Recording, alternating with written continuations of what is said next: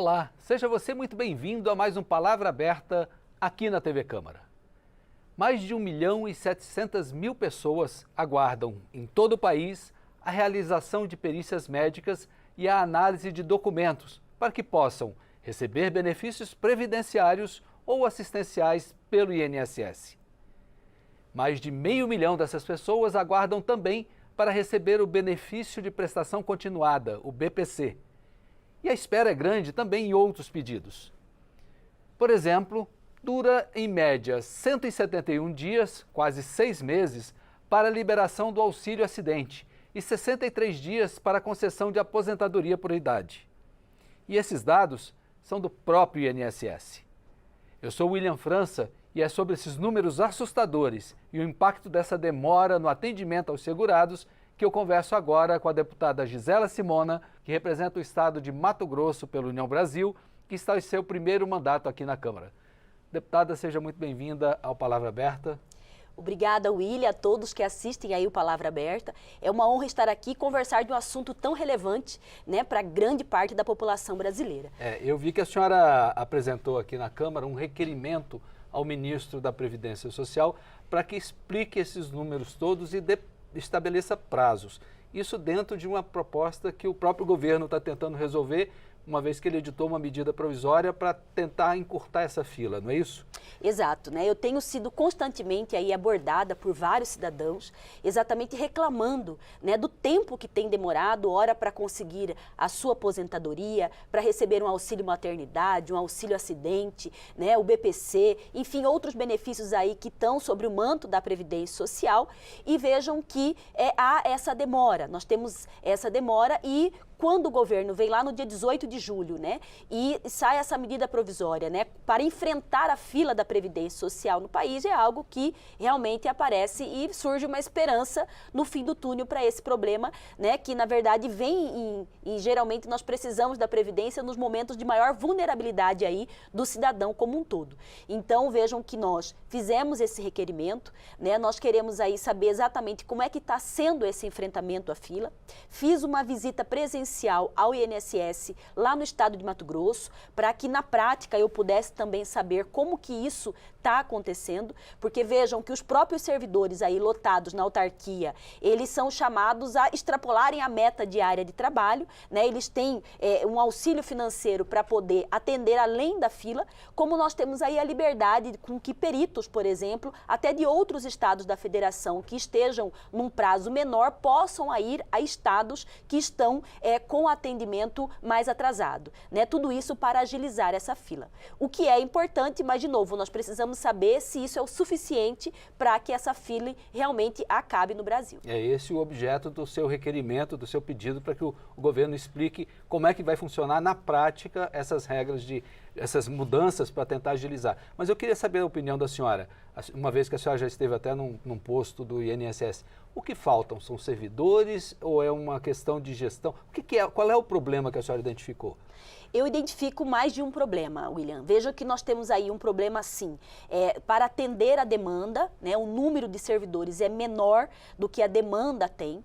Nós temos agências insuficientes dentro do Brasil do INSS, tanto que muitas pessoas se deslocam aí quilômetros aí de distância para poder ser atendido mais rapidamente. E no seu estado essa é uma realidade, Mato né? Grosso, que é um estado continental, eu digo, né, nós temos aí cidadãos andando mais de 600 quilômetros para conseguir ter uma perícia um pouco mais rápido. Porque como o atendimento hoje ele é todo virtual, então quando você abre, você verifica que muitas vezes numa cidade mais distante é mais rápido do que aquela que é mais próxima de você. Digamos que é menos demorado. Menos demorado, exatamente. Mas eu tenho situações de quem hoje, conversando com um cidadão de Paranatinga, que é um dos municípios de Mato Grosso, que ele abrindo a tela, se ele for para Rondonópolis, que é a cidade mais próxima dele, só tem vaga para o próximo ano, né, de 2024 já.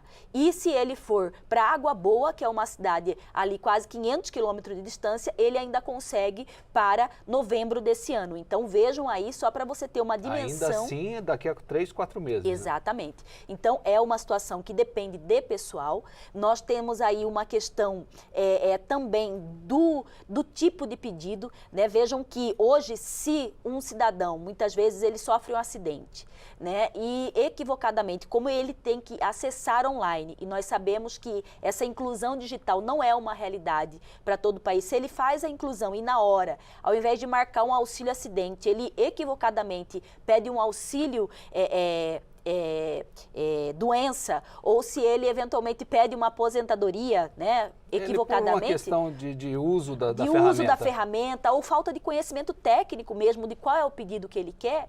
Quando é feita a análise desse pedido, o servidor da Previdência, ele não pode, olha, não cabe aposentadoria, mas cabe o auxílio acidente. Ele simplesmente indefere e ele tem que entrar com esse processo novamente. Então isso é muito ruim, porque vejam que, de novo, hoje se você for direto numa agência do INSS, eles dizem que você não vai poder ser atendido, você tem que ir para o digital fazer. Então eu acredito que nós ainda não estamos nesse estágio evolutivo aí do digital para fazer isso com todo cidadão. Nas comunidades um pouco mais carentes, mais né? carentes e é isso, né? Você que é justamente quem, na maioria das vezes, é o usuário dos serviços do INSS, da Previdência Social. Então, há essa dificuldade. Então, também nós temos um problema do que é o correto, o pedido correto a ser feito, quando você tem o agendamento disso, o aviso, né? Porque aí muitas se socorrem de alguém para ajudar, né? É alguém de uma lan house,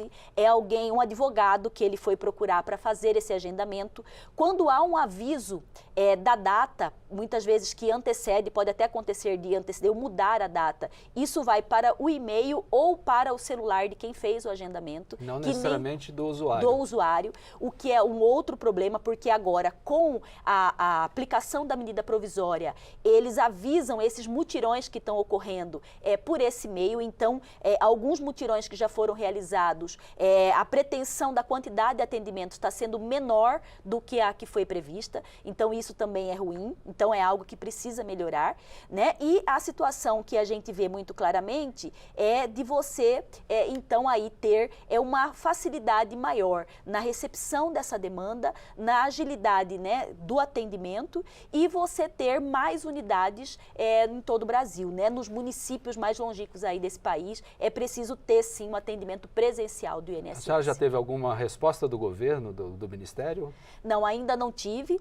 né? Isso passa pelo nosso presidente, o Arthur Lira, que já deferiu o pedido, já foi para o Ministério, né? Estamos aguardando essa resposta e queremos ela antes, inclusive, da conversão, né, em lei da medida provisória, até para se fazer os ajustes que são necessários. Então, ali a gente pede não só a quantidade, mas a gente pede, por exemplo, informações sobre quais são exatamente os caminhos que o INSS precisa para poder fazer com que essa fila, por exemplo, nos mutirões que estão sendo realizados, ela se estanque, mas não voltem a crescer no país. Ela seja efetiva, né? Exato. Essa medida tenha efetividade, não é Exatamente. isso? É o que nós precisamos e é o que o beneficiário precisa para ter dignidade nesse momento de doença, nesse momento, muitas vezes, de um acidente, né, de um período de maternidade ou da sua aposentadoria tão almejada ao longo de toda a vida. Muito bem. Nós estamos caminhando já para o final, mas antes eu queria saber da senhora, a senhora está chegando aqui na casa, na Câmara dos Deputados, a senhora tem um mandato voltado para essas questões sociais? Qual é a sua pauta principal aqui? Então, toda a minha vida pública é voltada muito para a defesa dos serviços públicos, né? Eu sou servidora pública no estado de Mato Grosso, junto ao governo do estado, como advogada na área do PROCON, da defesa do consumidor. Fui dirigente do PROCON Mato Grosso por mais de 10 anos e ali eu digo que eu consegui ser a voz de muita gente, né? Levando informação, porque hoje o cidadão brasileiro ele é muito carente de informação sobre os seus direitos, os seus deveres. Então, quando a gente participa dessa fase da vida e todos nós somos consumidores, você acaba tendo, né, essa receptividade, essa boa receptividade. Então, é por isso que tenho aí essa bandeira da defesa dos consumidores, né, da defesa da mulher, que nós temos aí um número recorde no parlamento, mas ainda é só 15%, então nós precisamos aumentar o número de mulheres na política e a questão dos serviços públicos, que é tão importante. Todos nós precisamos dos serviços públicos, né, e há essa necessidade da melhoria, da qualidade, da eficiência, da entrega desses serviços e o meu mandato está aberto exatamente para aqui colaborar com essa eficiência. Muito bem. Deputada Gisela Simona, seja muito bem-vinda e sucesso no seu mandato. Eu que agradeço e quero aproveitar aqui a sua audiência para deixar nossas redes Gisela Simona Oficial para que possam acompanhar um pouco mais do nosso mandato. Muito bem. E eu me despeço aqui agradecendo também a sua audiência. Quer saber mais detalhes sobre o tema sobre o qual conversamos aqui? Ou mesmo sobre todas as outras discussões do Parlamento? Acesse o nosso portal na internet, câmara.leg.br. Para rever esta entrevista, busque o canal da Câmara no YouTube. E fica como sugestão a dica para seguir as redes sociais da Câmara no Twitter, no Facebook, no Instagram e no TikTok e também as da deputada. Novamente, muito obrigado por sua atenção.